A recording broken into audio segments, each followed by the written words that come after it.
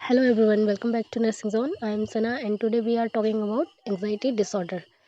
Is anxiety always normal or can it become a disorder? Let's find out.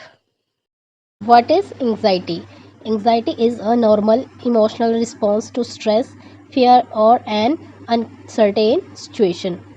It can make us alert and prepare us to deal with a challenges. Means anxiety एक normal emotional response है जो stress fair या uncertain situation में हो सकता है। ये हमें अलर्ट करता है और किसी चैलेंज के लिए प्रिपेयर करता है। For example feeling nervous before an examination, interview और presentation can be normal anxiety. Means जैसे एग्ज़ाम, इंटरव्यू या प्रेजेंटेशन से पहले नर्वस फील करना नॉर्मल एंग्जाइटी हो सकता है। When anxiety becomes excessive and start interfering with normal life, means problem तब स्टार्ट होती है जब एंग्जाइटी एक्सेसिव हो जाए और नॉर्मल लाइफ को डिस्टर्ब करने लगे। नेक्स्ट है anxiety disorder. Definition: anxiety disorder are mental health condition in which excessive fear, anxiety or worry causes significant distress or difficulty in daily functioning. Means anxiety disorders mental health conditions है जिसमें excessive fear, anxiety या worry होती है जो person को significant distress देती है और डेली फंक्शनिंग को डिफ़िकल्ट बना सकती है। नेक्स्ट है normal anxiety versus anxiety disorder. Normal anxiety means usually temporary, ये टेम्परेरी होती है। नेक्स्ट है often related to a specific situation, means किसी स्पेसिफिक सिचुएशन से रिलेटेड होती है। Decrease when the situation is over, situation ख़त्म होने पर कम हो जाती है। नेक्स्ट है does not significantly interfere with daily life, means daily life को सिग्निफिकेंटली डिस्टर्ब नहीं करती। नेक्स्ट है एंग्जाइटी डिसऑर्डर, एक्सेसिव और persistent anxiety, means anxiety excessive या परसिस्टेंट हो सकती है। नेक्स्ट है may be difficult to control, इसको कंट्रोल करना डिफ़िकल्ट होता है। Can affect sleep, studies, work and relationship, ये स्लीप, स्टडी और वर्क एंड रिलेशनशिप को अफेक्ट करती है। May causes significant distress, means person को सिग्निफिकेंट डिस्ट्रेस हो सकता है। नेक्स्ट है इसके types of anxiety disorder. Now let's understand the major type of anxiety disorder.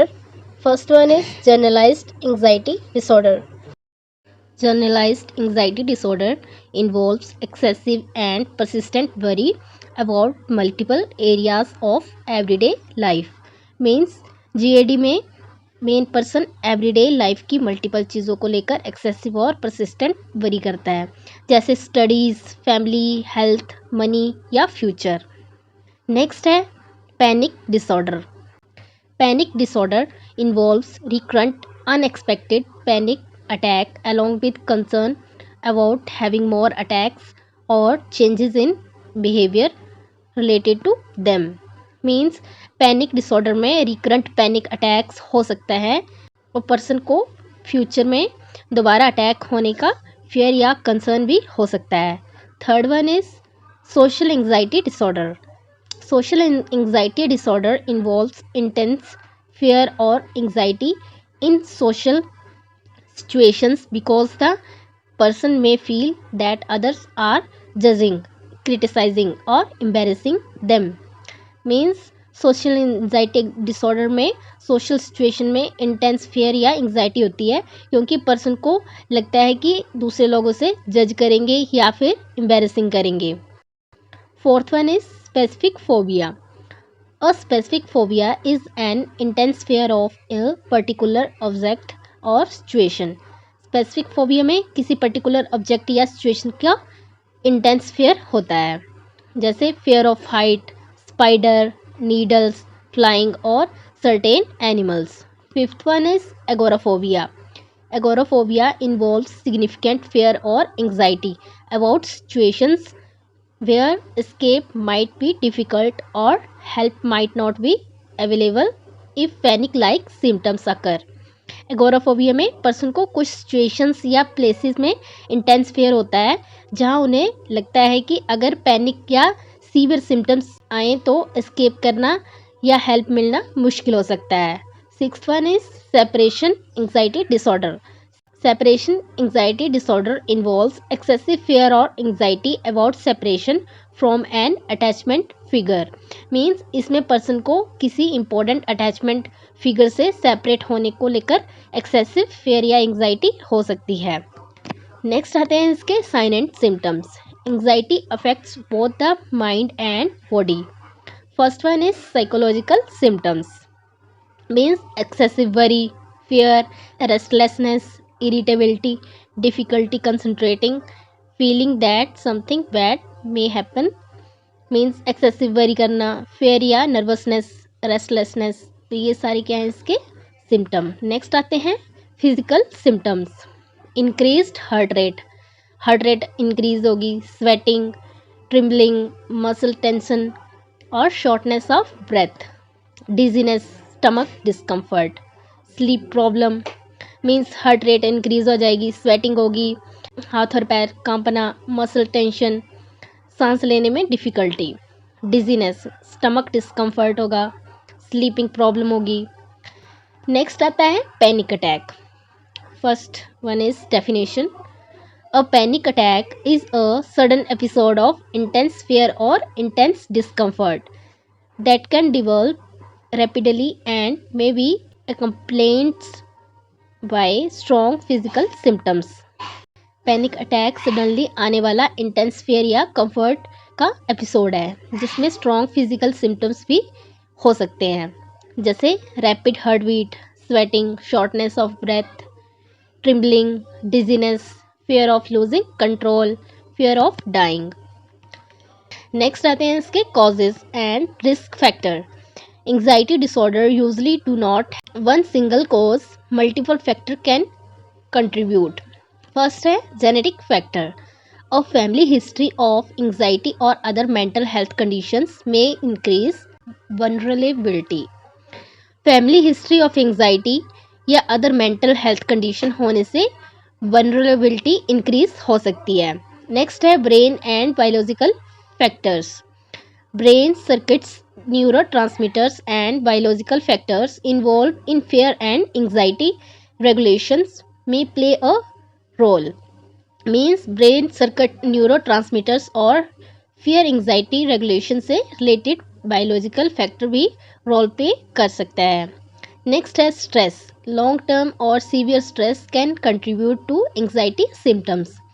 Means long term या सीवियर स्ट्रेस एंग्जाइटी सिम्टम्स को ट्रिगर या वर्सन कर सकता है। नेक्स्ट है ट्रोमैटिक एक्सपीरियंसेस। ट्रोमैटिक और highly stressful experiences may increase the risk of anxiety disorder. Means traumatic या highly stressful experiences anxiety disorder के रिस्क को इंक्रीज कर सकता है। नेक्स्ट आता है इसके other factors. Means poor sleep, excessive caffeine का यूज़ करना, substance abuse and some medical conditions can also contribute to worsen anxiety symptoms. Poor sleep, excessive caffeine का यूज़ करना, सब्सटेंस और कुछ मेडिकल कंडीशन भी एंग्जाइटी सिम्टम्स को worsen कर सकते हैं। नेक्स्ट आते हैं इसके diagnosis. Anxiety disorders are not diagnosed through a single blood test. Anxiety disorder का डायग्नोसिस सिर्फ एक सिंगल ब्लड टेस्ट से नहीं होता। अ health care professional assesses the person's symptoms, duration, severity, trigger and impact on daily functioning. Means health care professional symptoms, उनकी duration, severity, triggers और daily life पर उनके इफेक्ट को असेस करता है। नेक्स्ट आता है treatment. The good news is that anxiety disorders are treatable. Means anxiety disorder क्या है, ट्रीटेबल है। Psychotherapy. First one is psychotherapy. Psychotherapy, especially cognitive behavior therapy or CBT, is an important evidence-based treatment for many anxiety disorder. Means psychotherapy, especially CBT यानी cognitive behavior therapy anxiety disorder के treatment में commonly used evidence-based approach है। Next आते हैं medications. Depending on the type and severity of anxiety, a healthcare professional may prescribe medications such as certain antidepressant or appropriate medicine.